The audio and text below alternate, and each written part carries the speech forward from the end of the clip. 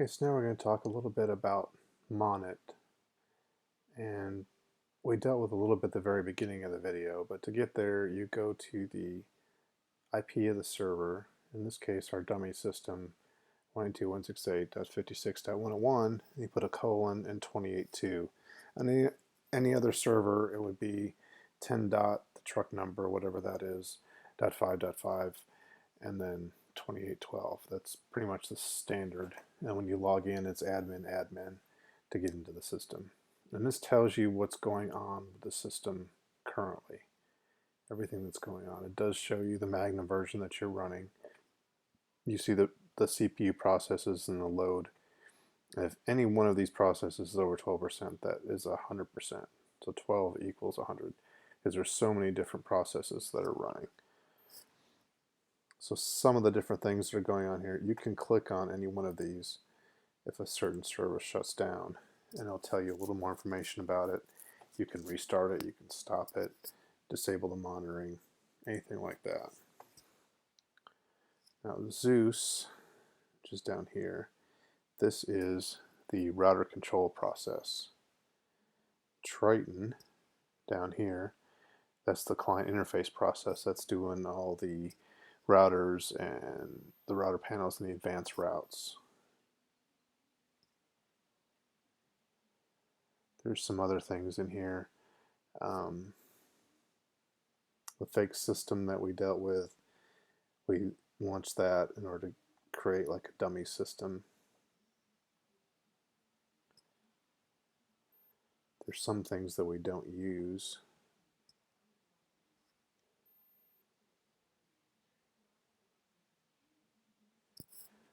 There's things like the R-Link is the single profile hosting. The NGINX is the web server service that hosts the Magnum config.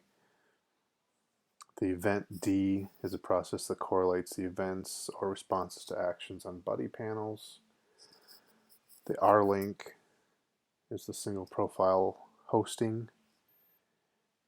There's also panel config. That's the panel config transfer process. There's the config transfer. That's the Magnum configuration transfer between servers. Asteroid is doing a dashboard update process for the device status, routes, panel statuses, etc.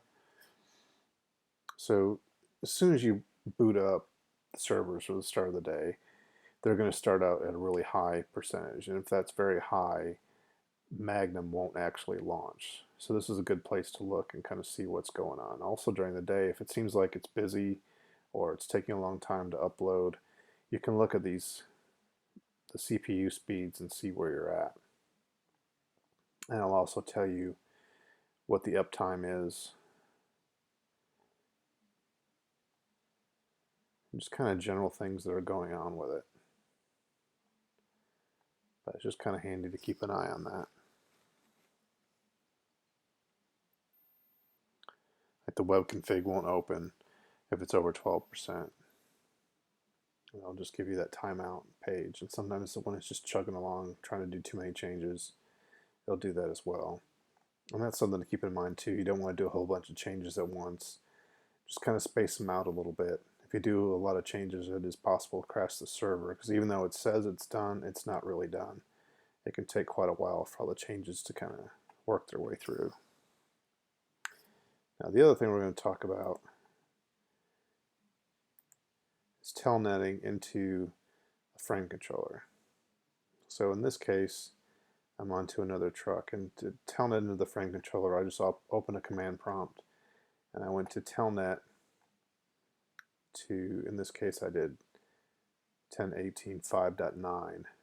So the two controllers are .9 and .10. When you bring that up, it's going to give you some options of different things that you can do. Option 4 down here is for monitor and control.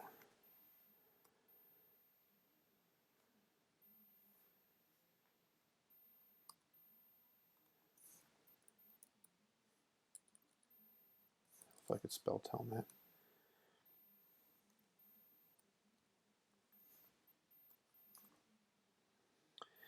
So And this will show me a bunch of different things in here. It'll show me the fan speeds, the temperatures, the voltages, the active config settings, so you can take a look at the settings for each controller. So let's go to that one.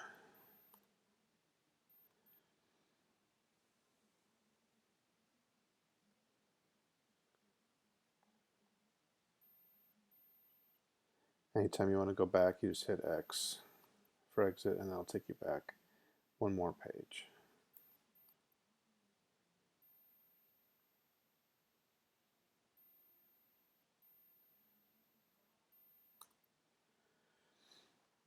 That I just hit was option 14. That shows you the redundancy table.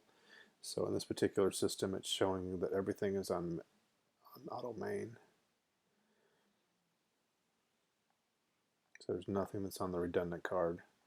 This is a good thing to look at every once in a while. Kind of see where that's sitting. The other thing we can do is do this. This is showing me, I did option 16, which is showing me the config that's actually on the controller. And what you want to note is the settings on each controller card, especially the checksum right here, and then you go between your two cards, and that number has to be the same on both controllers. If that number is different, the two will fight each other for control. So that's a very important thing to look at.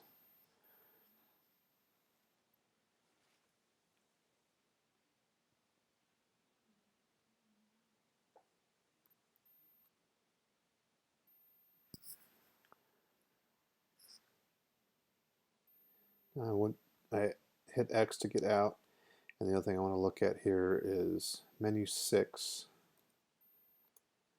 and that's the engineering debug. And then down here we want to look at 21, and we're going to look for the F-Link card information. That's option 1. And one of the things that this will show us is the number of departures. So if you're having crosspoint card issues, this is a place you can look to see if that departure number starts getting high. Right now everything looks good. If you have a lot of departures, that could be a bad card.